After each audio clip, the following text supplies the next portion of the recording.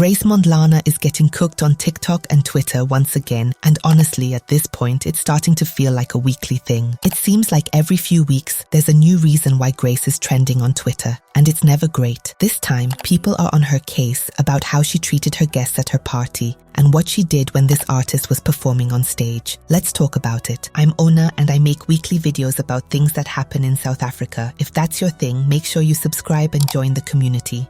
If you've been off TikTok, here's the short version. Grace has been in the public eye for a while, but one of her earliest controversial moments was a bit crazy. She paid for her ex-boyfriend's funeral, showed up, gave a full speech, and essentially took over the whole thing. The crazy part is that the guy's actual girlfriend wasn't allowed to attend because of cultural reasons. People online were split. Some called it generous, some called it main character syndrome, and it seems like the main character accusations aren't ending soon, after what has recently happened. She's been trending again, but this time, it isn't about funerals. It's about giveaways, auditions, parties, and main character energy. Grace had some toiletries from a Nivea event that she wanted to give to her fans, which, to be fair, is already a nice gesture. But instead of just handing them out, she had this idea that followers should post audition videos explaining why they deserved them. She had people auditioning for soap and deodorant. It seems like whenever Grace Mondlana does something good, no bad, you guys are gonna hate on her. She was at an event in Cape Town where Nivea and Labella were hosting something nice, bruh, a young pop-up for toiletries,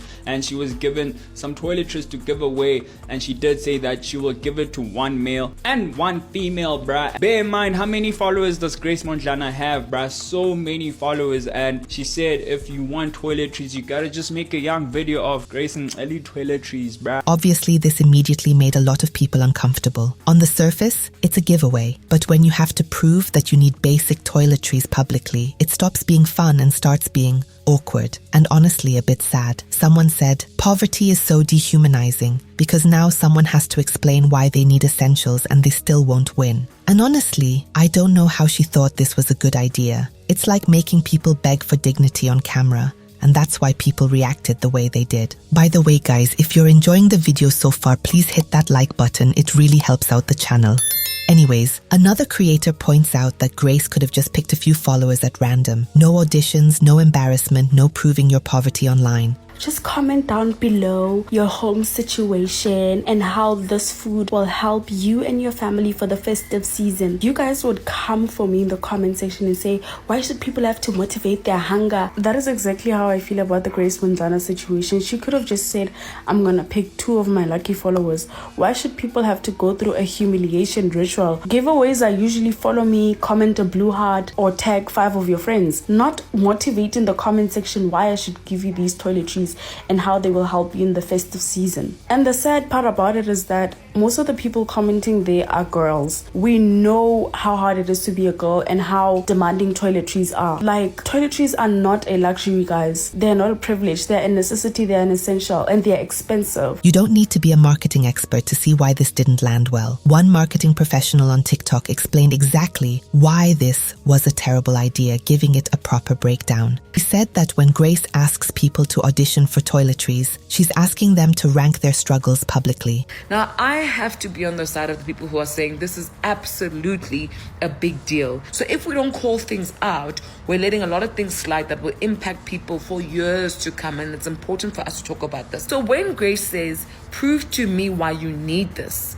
or whatever phrasing she used, it comes across like she's using poverty porn to get people to plead and show why their poverty is more gruesome or debilitating or whatever than another person, and that's what makes them worthy. You shouldn't have to beg for those kinds of products and services. It's already undignified that we cannot have access to it.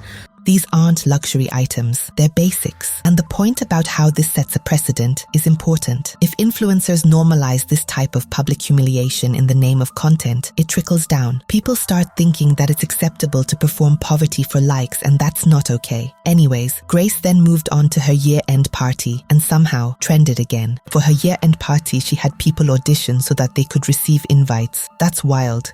The online hate began when she requested fans to post videos supporting why she should invite them to her India party, which is happening this weekend with the likes of Cyan Bougie, Angelic and Bobby Cooper as the headlines. Grace further fueled social media's distaste after she asked followers to tell her why they deserve toiletry giveaways, which she got from another event for free. You have to perform for access. It already feels like Grace is taking the main character energy a little too far. One TikToker compared it to asking someone to dance for 2 rands. Not gonna lie, auditioning for a party just feels weird to me, man. Perhaps I'm a hater, but auditioning for a party just feels a little bit...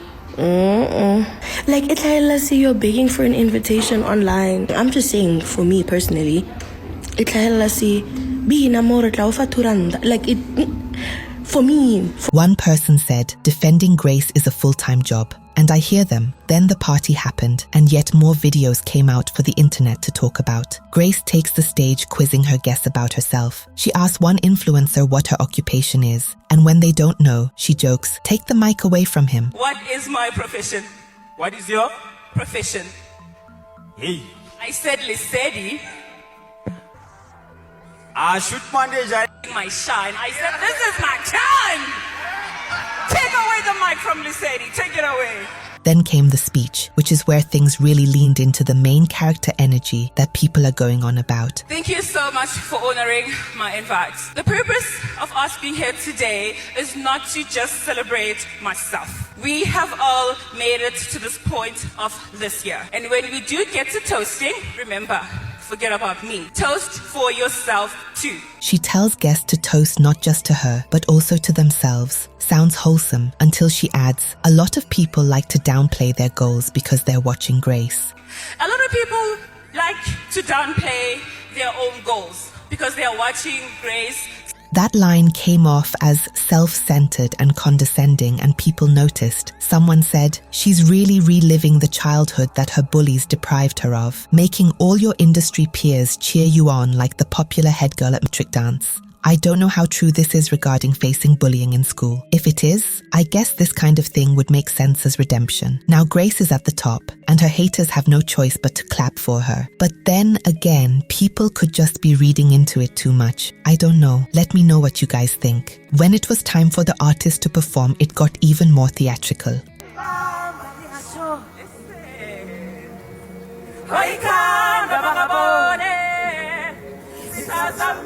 Grace is on stage during one of the artist's performances, mic in hand, singing along.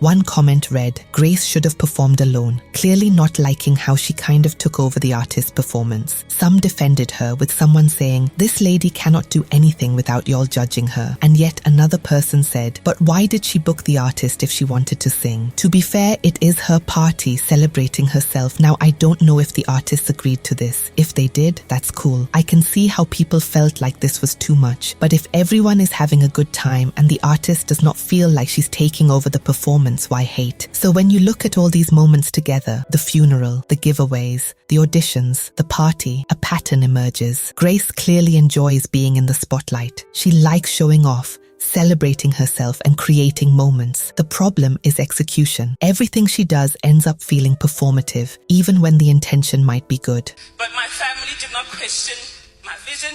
They just went on with it. And today I've renovated their house. Today I've renovated their house. That's right.